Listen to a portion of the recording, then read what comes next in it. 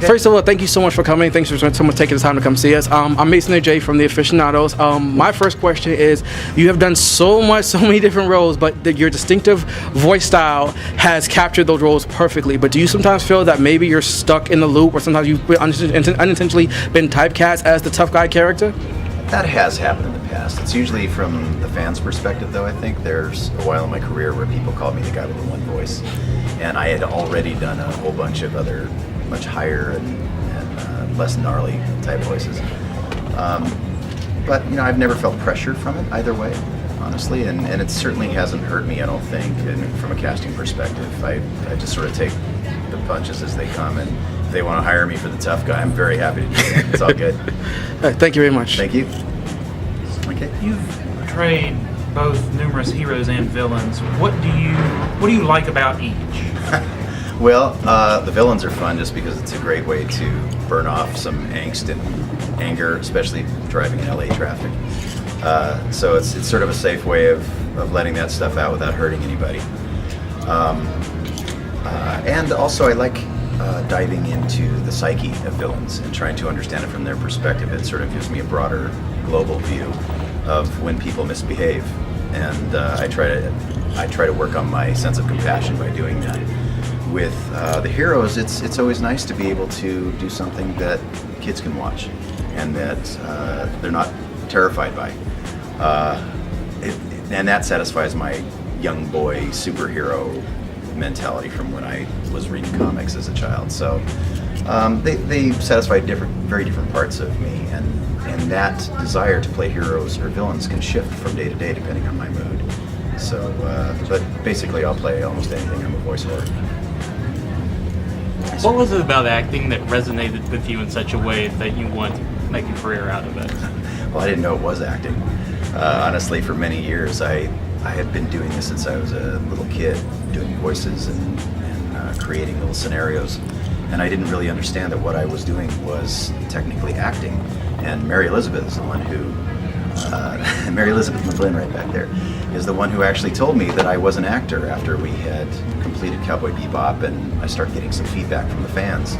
And I was very insecure about the whole thing, and I said, I just don't feel like I'm qualified to do this. Other people have studied acting. And she said, what do you think you've been doing all these years? And that's when it sort of clicked for me that, oh, I'm an actor, and maybe I'll pursue that as a profession at some point. But I really didn't even consider it to be a viable option for me. I had all sorts of other careers before this, and I just sort of fell into it. One day I booked a 7-Eleven commercial, and I thought that was it for me.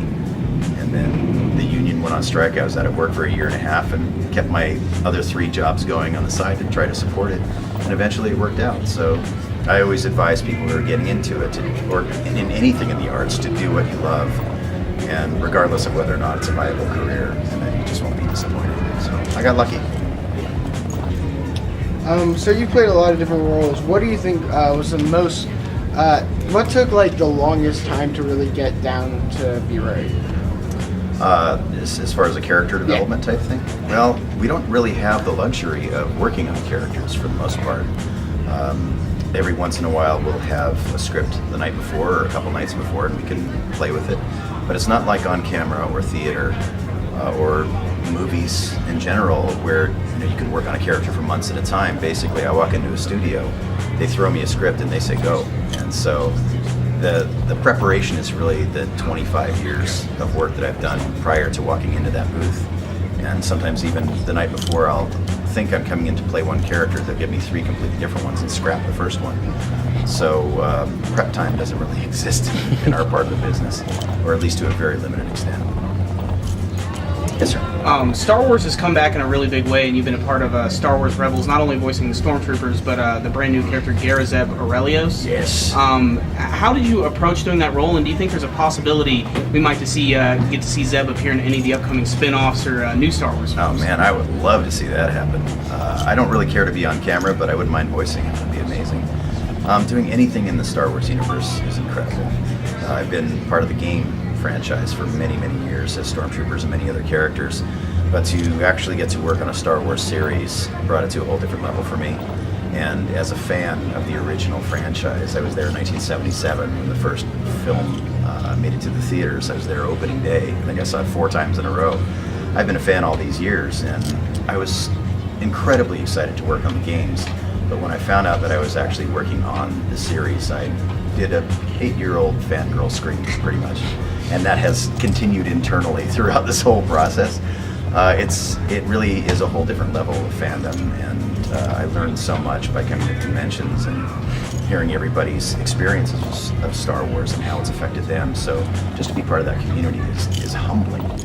And as far as how I approach the character, I'm a very organic actor, so I go by either what the director tells me or the description that's put in front of me or a character model, and I just have a knee-jerk reaction of what I think the character should sound like. So I started out with Zeb pretty much in that voice, but it was a bit more cockney, it was a bit hard to understand, and so I just had to sort of finesse it, throw a little bit of Australian in and smooth it out a little bit so that it was at least intelligible and translatable to other languages, which is also important.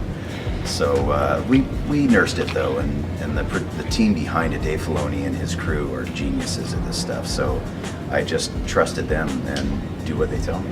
I'm a voice monkey, a prehensile voice monkey, apparently. You've worked on Toonami, obviously. Yes. You've been part of that. What has that whole experience been like? I know you're not in control of things, but you've been on the roller coaster of it. I am in control of nothing in this universe. Toonami has been such a huge part of my life. I feel like I've grown up in that universe.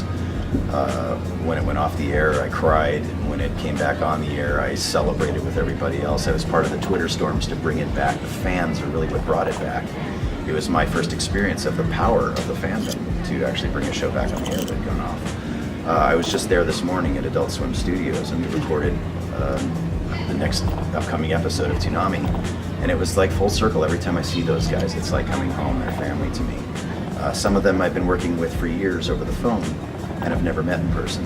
It's just one of those weird things. Toonami I recorded from a remote studio in Los Angeles, and some of the people that I've been working with for years and years and years I haven't met until very recently. So getting to go to the studio just brings back all those feels from all the time that we've put into this show, and the love from the fans, just being out here on the floor and hearing how much Toonami has meant to everybody over the years and brought anime to now probably a 3rd generation. It's humbling. It's amazing to be part of that. I think we all grew up on that. Yeah, it's pretty. Me too, me included. Yeah. At least emotionally, I was a grown-ass man by the time I was doing it, but I feel like I've grown up in that environment too. Oh, sorry. I'm so sorry. It's not your fault. Sorry. After playing all these characters, is there one that you feel like you personally relate to the most? I relate to all of them from different parts of my psyche, I think. That could be due to split personality disorder, I don't know. But they all sort of become part of me, I become part of them. I think Spike was such a huge benchmark for me, Spike from Cowboy Bebop, just in so many ways that it was at a pivotal time in my life and in my career. So that's probably the most profound one, and also my partner in life now is the lady who directed the show and also played Julia, my love interest in the show. So life is definitely imitating art. So in the grand scheme of things, I think Cowboy Bebop would probably be the most profound show of my career. But other characters also hold special places for me. Wolverine, for example. I grew up in a comic book environment. My grandfather owned a bookstore. My uncle ran the comic book department. My very first job at 12 years old was sorting comics. So to get to voice an iconic superhero like that is unbelievable. And then there's Amon and now Zeb and Starscream, all these other characters. It's something I never could have imagined doing in my lifetime. So each one holds a very special place in my heart.